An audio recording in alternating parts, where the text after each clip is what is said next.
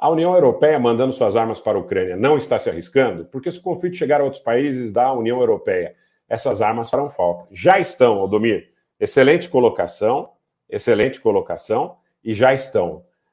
O grande ponto a ser suscitado, mais uma vez, é que a Ucrânia está sendo utilizada às expensas das vidas de ucranianos e de perdas territoriais, econômicas, para os ucranianos.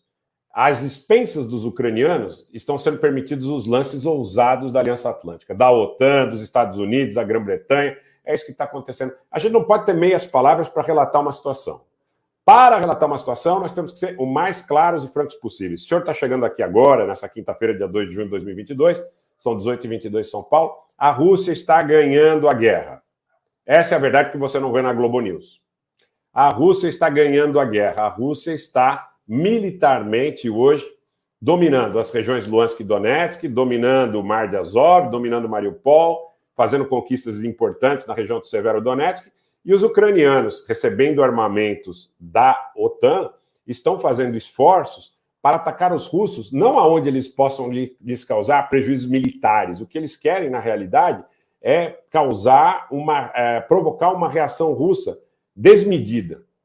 Desmedida. Esse é o ponto a ser suscitado. E essa reação desmedida pode custar muito caro, Aldomir, para a União Europeia. Esse é um ponto fundamental na sua fala, que é bastante lúcida, no sentido que não apenas armas. O problema do preço do pão, o problema do fluxo migratório, o problema dos combustíveis, o problema do corte de gás. Aí o pessoal falando no corte de gás, aí, sob o ponto de vista da Shell na Alemanha, eu quero dizer que, por exemplo, na Dinamarca e na Holanda, as empresas, tanto britânicas quanto dos Estados Unidos, têm participação nas estatais do gás, que decidiram não pagar os russos em rublo. Então, foi uma decisão política. Fiz uma live aqui explicando isso para vocês. Não é que foi uma decisão no sentido de privilegiar os interesses nacionais de Holanda e Dinamarca. Foi uma decisão no sentido de privilegiar os interesses dos oligopólios. No caso da Shell, da ExxonMobil, dando nome aos bois, tá? O que acontece, gente, é muito claro. Os ucranianos estão sendo usados para um conflito que não é entre Ucrânia e Rússia.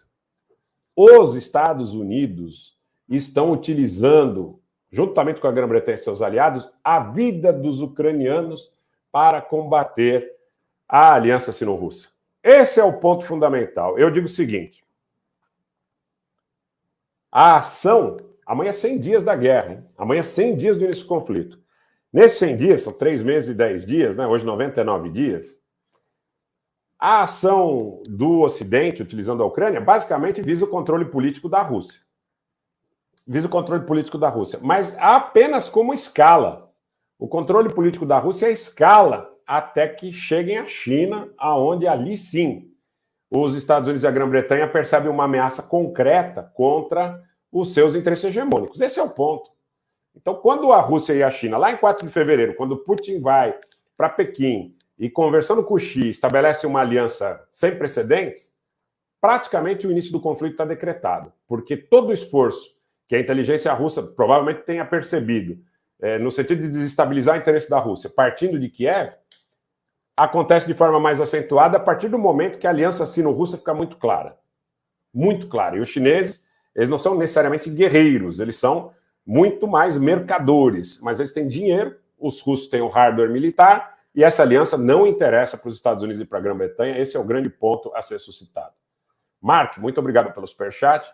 O Mark diz aqui: a Rússia acaba de bombardear e fechar o túnel ferroviário de Bidinsk, de 1,8 quilômetros, por onde passam as armas da Polônia e vão as mercadorias ucranianas para a Europa. Único caminho ferroviário por terra. Essa informação é muito importante, Mark, e essa informação, em sendo confirmada, ela chega em um momento crucial, porque muita gente questionava os porquês dos russos não fecharem aí esse acesso às armas que chegam da Polônia em direção à Ucrânia. Muitas vezes era suscitada a situação de que aos russos interessava procrastinar, ganhar tempo no conflito. Olha, gente, quem tem petróleo e gás está ganhando muito dinheiro. Tem muita gente morrendo, mas quem tem petróleo e gás está ganhando muito dinheiro. A Noruega está enchendo os cofres, a própria Rússia está ganhando muito dinheiro com a venda de petróleo e gás, mesmo que tenha abortado a venda para Polônia, para Finlândia, para Bulgária, para Dinamarca e Holanda, os russos encontraram novos mercados e os preços estão lá em cima e os cofres da Rússia estão cada vez mais carregados aí de recursos em função dessa situação. Agora, se os russos vedam o acesso para esse fluxo de armas por via terrestre, por intermédio do território polonês, que é onde ocorrem majoritariamente essas entregas, eles, de alguma forma, encerram o conflito. Porque não haverá mais como os ucranianos abastecerem, inclusive a nível logístico, as suas tropas, e digo até em relação a víveres, né? Porque a dependência da Ucrânia, hoje, em relação à fronteira polonesa, é total. Eles não têm espaço aéreo aberto, não têm espaço em relação às águas territoriais, ao tráfego marítimo, e é isso que fundamentalmente acontece. É isso que fundamentalmente acontece. Então, fechou a fronteira com a Polônia, acabou a Ucrânia. Esse é o ponto, gente. Fechou a fronteira com a Polônia, se os russos bombardearem esses caminhos, essas ferrovias, essas rodovias, esses passos fronteiriços, acabou a guerra. Agora, tem implicação política.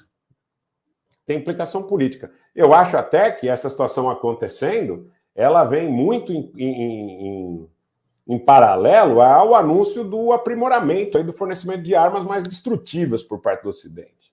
Então a Rússia, de alguma forma, se antecipa e diz, olha, já que vocês querem criar todo esse cenário, vocês vão ter problemas muito sérios em relação a conseguir transportar essas armas.